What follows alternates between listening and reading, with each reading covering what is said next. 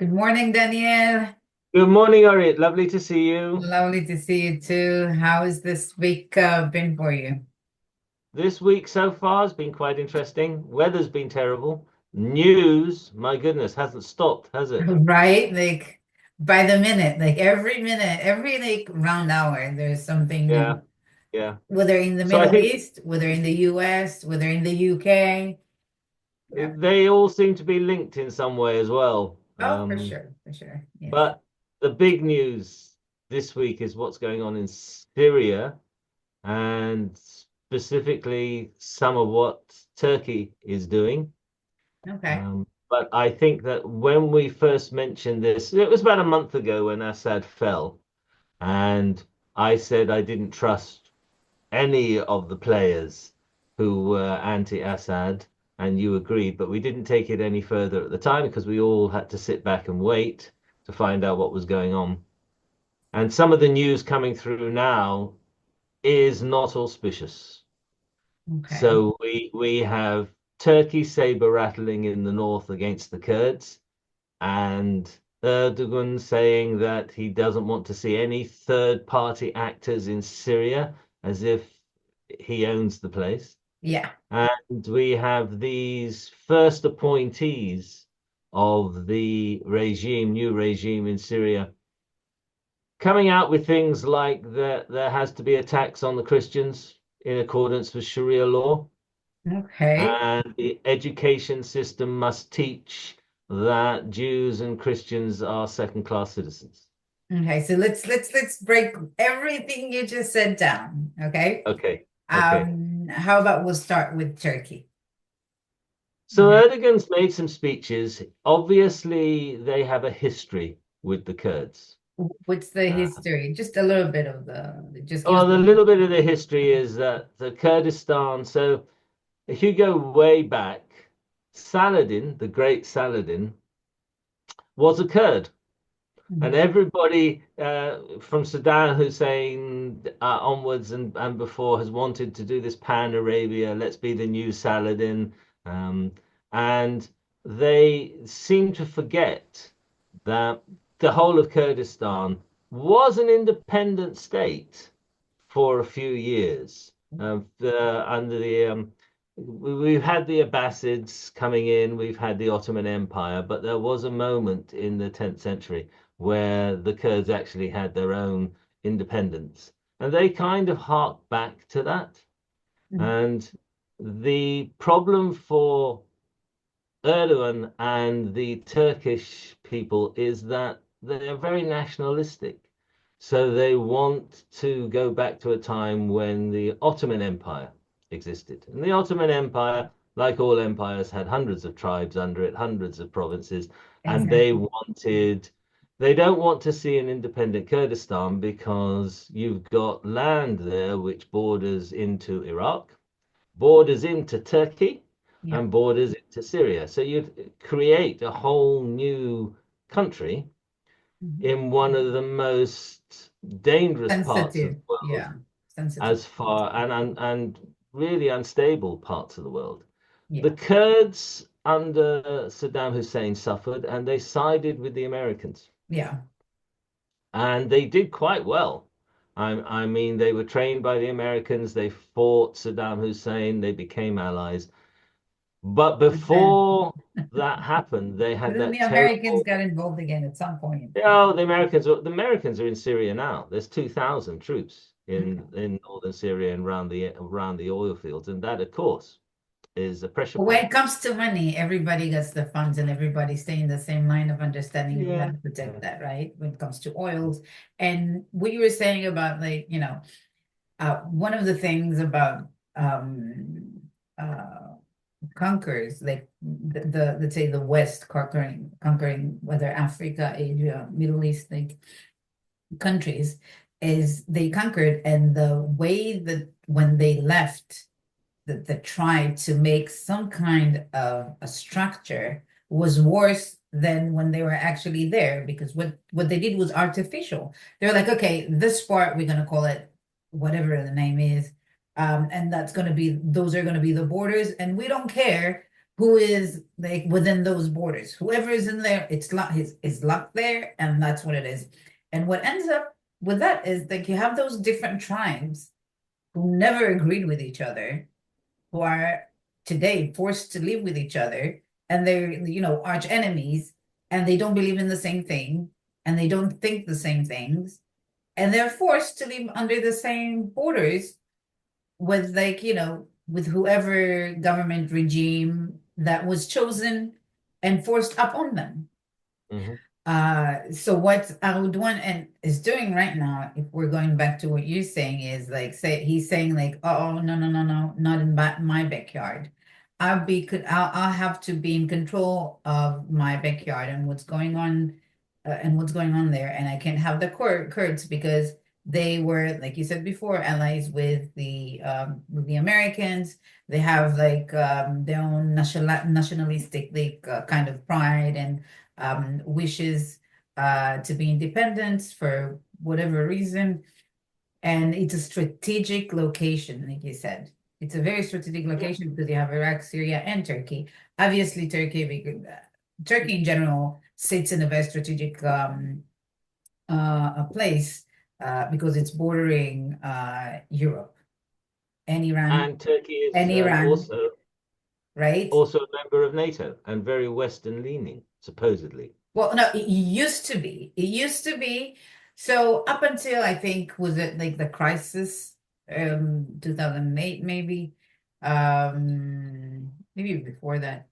Um, Erdogan was trying to play along the Western, lines or the same tune.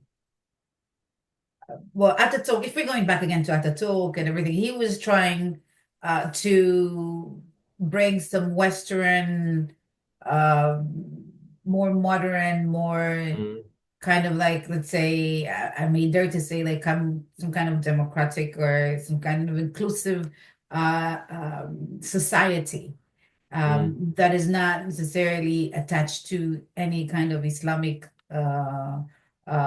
symbols or rules within the society itself. I mean, you as an individual can practice whatever you want, but as a society, we want to move forward. We want to be more modernized, and that's what Turkey was up until recently, and that's what Erdogan was trying to continue. But when he got the refusal of getting being part of the EU again and again and again and again and again, for obvious reasons. I mean, if Turkey is to be part of the EU, it's it has like 80 million citizens, right? It's going to be the second or the first largest country to be part of the EU. I'm not talking about the UK, but the European Union. Germany has about 80 million, and that's the largest economy there and the largest, like, by population as well.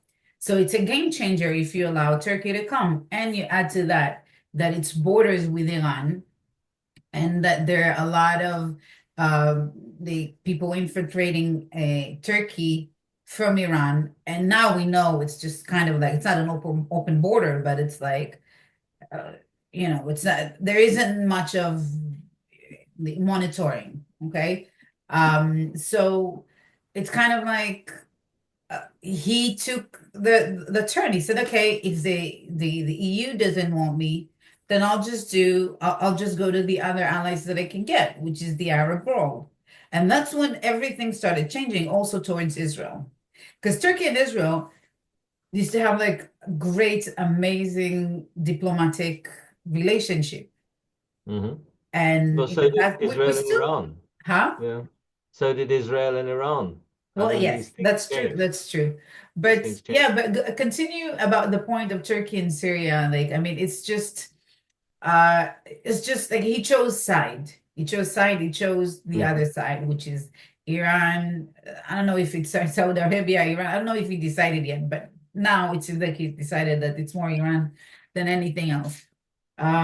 So yeah, just So I think what we have with Turkey is the classic idea of nationalism ruling what the political elite are doing. He's never agreed to the genocide of the Armenians back in the First World War. He's never accepted it. And he has never done anything very much to allow Armenia to be completely independent of Turkey. And he's doing exactly the same with the Kurds. They used to rule that whole area. They want to rule it again. If you look at what happened with Kuwait and Saddam Hussein, going back to what you said, the artificial borders, Kuwait was only created after the First World War by the Western powers. It had always been part of Iraq. So when he invaded, all the people thought, well, yeah, that's part of our country. And Iraq itself was created in its present borders after the First World War. And Jordan, Transjordan, was created because of a favor that Churchill wanted to do to the Hashemite kingdom. So all these things have caused tribes and tribal affiliations that are hundreds of years old, Yeah. going far, far back into the 7th century, to come to the fore and cause wars today. And what Erdogan's doing is saying, this is Turkey, this is greater Turkey, this is something like what the Ottomans always had, and it was a better place when the Ottomans had it, and we will not allow people to have freedom.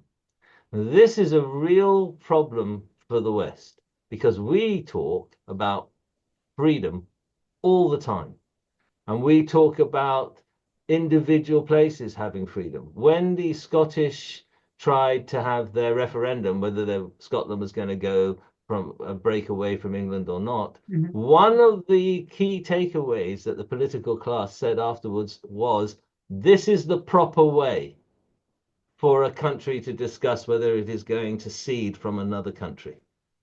We do it politically, we do it by debate, and we do it by vote. Yeah, voting. The Arab world does not do that at all. Yeah. And never has, and still doesn't. It does everything by fighting and by killing and by oppressing. I do not trust what is happening in Syria right now because the first indications of what's coming out, the first rules they're bringing in, the Sharia laws they want to bring in, the way in which they want Syria to be organized has far more to do with ISIS and far more to do with the enemies of the state of Israel than it has to do with giving individuals the freedom to be themselves. Yeah. Or maybe that is themselves. I doubt Exactly. it. I think all But how people about have you give like few examples of like what So we have this new education minister. Yeah. This new education minister this morning is talking about how education will be conducted and what will be on the curriculum in the future of Syria. And what will be on the curriculum is to teach that Jews and Christians are second-class citizens because that is the teaching of Muhammad. How does We that have come to practice? well, it's this whole idea of the Sharia, this Jazeera tax that comes in for Christians and Jews. Well, there are only 9 Jews left in Syria, so That's they can hardly amazing. Just to like, I just didn't think there are any like, Jews anywhere, but apparently yeah, well, very the news was that there's this very ancient synagogue that was destroyed in 2014 by a bomb landing on it, and they were just walking around the ruins just this week, and the journalist just said, "This is we want to rebuild it," the Jews said, "but there's only 9 of us, so we don't have the money. We would need people to help us rebuild it, and maybe it would be a synagogue again, but for 9 people, and they're all over 50." So very, very doubtful whether that will ever be built again. But even so, to have one Jewish person in a Muslim country means that that Jewish person has to be a second-class citizen. That is their rule, and that is what they're bringing in. Yeah, but we were talking about also about the rules, not just Jews, but also Christians. And Christians. Well, there's a lot of Christians. Whoever is not Muslim, just put it whoever is not Muslim has to pay this extra tax. Yes. And they're bringing that in. That is hardly a Western orientated liberal idea. Yeah. We're talking also about the what was it? something about walking down the street and maybe like, making sure. So there is this idea that a Jewish person has to give away to a Muslim person. And that means that if someone is walking towards you who's a Muslim and you are Jewish, you have to walk into the gutter to allow them to pass. These were all little things Yeah, I know, that but those are the ones that affect me.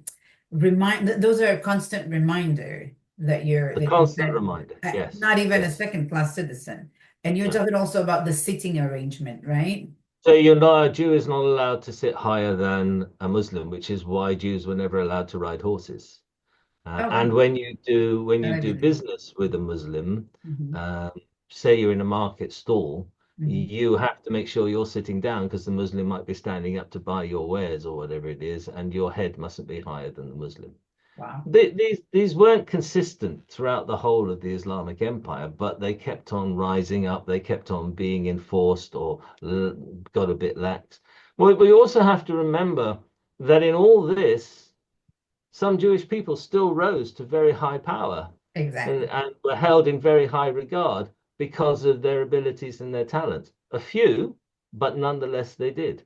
They Yeah. were advisors to viziers and all sorts of things down the ages. Yeah. Um, but that again, the other side of that was that the population, believing that Jews should be second-class citizens, didn't like the fact that there were one or two who could be seen as powerful.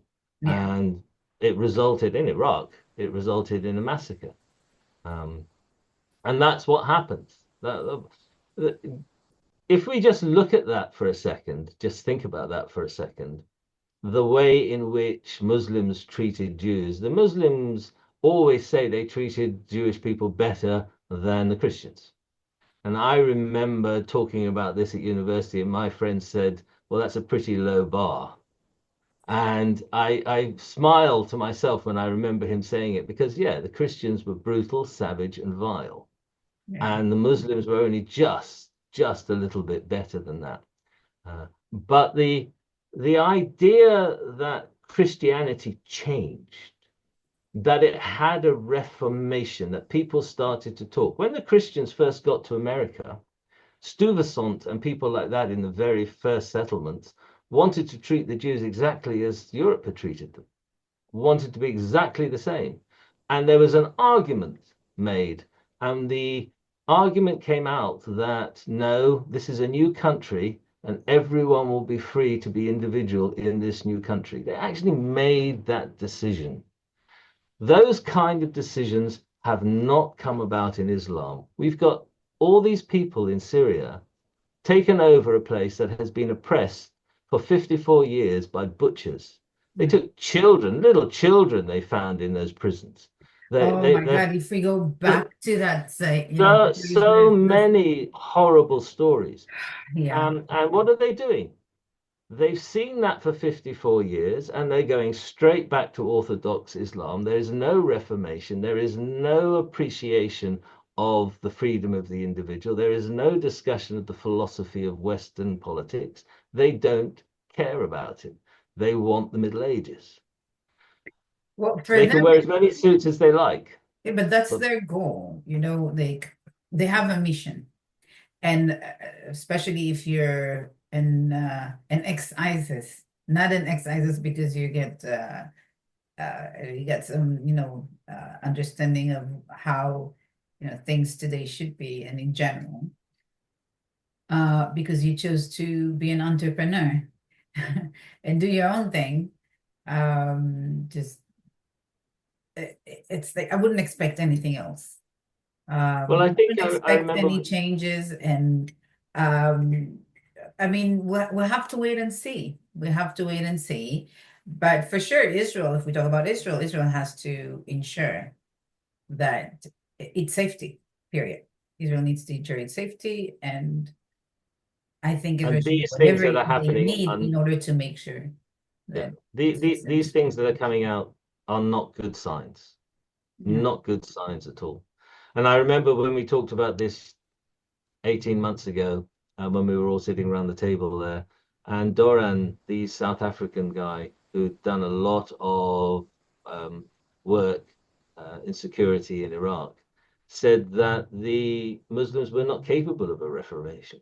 It couldn't happen. They can't reform their religion. Now, I don't know if that's true because I'm not an expert in Islamic law, but they have to face up to the fact that we are not in the 7th century, we're not in the 10th century, we're not in the 15th century. We have spacecraft going into space to analyze the universe itself.